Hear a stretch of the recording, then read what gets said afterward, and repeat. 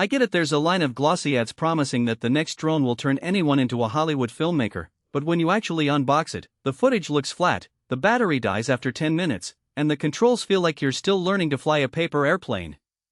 I've seen that disappointment happen a lot, especially when people trade a few $100s for a model that looks amazing on the listing but can't keep up with real-world shoots.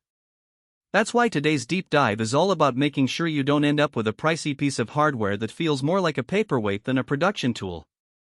Link is in the description if you want to check the product details on Amazon. The DJI Mavic 3 Cine Premium Combo is the flagship in DJI's consumer-to-prosumer lineup, and it arrives with a hefty price tag that immediately raises the question, is the extra cost really justified, or am I just paying for the DJI brand? To answer that, I spent a week testing the drone in 3 very different scenarios: an early morning sunrise over a coastal cliff, a fast-moving bike race in a suburban park, and a low-light city rooftop shoot at dusk. What I found is that the Mavic 3 Cine isn't just a bigger camera on a quadcopter, it's a full-on aerial cinema rig, but it also comes with a set of trade-offs that matter depending on what you actually need to get done. First off, let's talk about the image side of things because that's the heart of the whole purchase for most people. The drone carries a 4/3 type CMOS sensor built in partnership with Hasselblad, and that sensor size is a game-changer compared to the 1-inch chips you see on most consumer drones. In practical terms, that means you get noticeably better dynamic range and more headroom when you're pushing the exposure in bright daylight. On the sunrise shoot, the sensor captured the deep orange band on the horizon without blowing out the highlights, and the shadows retained enough detail to pull up later in post. The color rendition has that Hasselblad look, slightly richer reds and smoother skin tones, which reduces the amount of grading you have to do if you're aiming for a professional finish. Low-light performance is where the larger sensor also shines. I tested the drone at a rooftop just after sunset with the ISO pushed to 3200.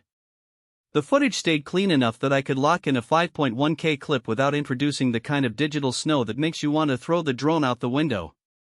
Of course, the sensor isn't a night vision camera, you still need decent external lighting for truly dark environments, but compared to a 1-inch sensor, the noise floor is substantially lower. That said, the fixed lens on the Mavic 3 Cine has a maximum aperture of f/2.8, which is respectable but not as wide as some cinema-grade lenses. If you frequently shoot in very dim conditions, you'll still feel the limits, and you'll have to rely on the built-in ND filter and careful exposure planning. Autofocus is another area where the drone feels mature. The camera uses phase detect AF across the whole frame, and during the bike race I watched the subject stay tack-sharp as it zipped past trees and streetlights. The focus lock held even when the drone performed quick 360-degree turns, something that used to be a nervous moment for me on older models where the focus would hunt or lose the subject entirely. In practical workflow terms, that confidence means you spend less time in post-fixing missed focus and more time framing the shot you actually want. Stabilization is handled by a 3-axis gimbal that feels rock solid. When I did a low, fast flyby of a moving car, the footage remained buttery smooth, with almost no jitter even when the drone compensated for wind gusts. The combination of the large sensor and the steady gimbal makes the Mavic 3 Cine capable of delivering cinematic pans that look like they were shot on a crane, not a hobby-grade quadcopter. If you're the type who wants to capture smooth aerial shots without spending a fortune on a separate gimbal system, this is a major win. Now, all those strengths are great, but the drone isn't without its practical drawbacks. The most obvious one is size and weight. At nearly 2 kilograms, the Mavic 3 Cine is noticeably heavier than the earlier Mavic 2 series, which means you need a stronger tripod or a more robust transport case if you travel a lot. The extra mass also makes it a bit more demanding on the pilot during windy days. You'll feel the motor work harder to keep the drone steady, and battery consumption goes up accordingly. Speaking of batteries, the included 46-minute flight time per charge is impressive on paper, and in my tests I was able to push close to 42 minutes on a calm day.